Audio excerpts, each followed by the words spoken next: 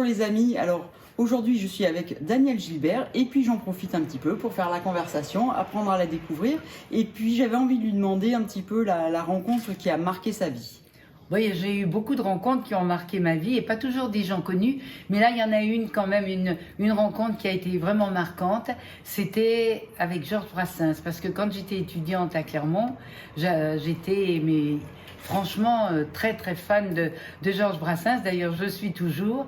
Et quand je suis arrivée à Paris pour faire l'émission qui s'appelait au départ Midi Magazine, et j'ai reçu une carte postale de Georges Brassens, enfin me disant des choses gentilles. Et après, il est venu dans l'émission, en même temps d'ailleurs que Jacques Dutronc, et il m'avait demandé de le présenter à Bobino, l'ancien Bobino, qui était un joli théâtre.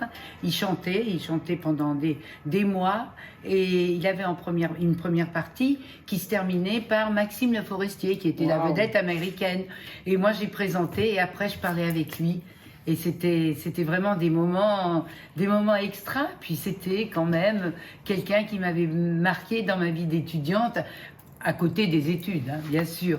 Et d'ailleurs, il disait tout le temps, tu sais, ça m'est resté. Il me disait, mais les gens croient que je mets des idées dans mes chansons. En réalité, je ne fais que jouer avec les mots. Je ne suis qu'un parolier. Merci beaucoup pour cette belle histoire et puis j'espère qu'on vous retrouvera très bientôt. À Merci bientôt. beaucoup.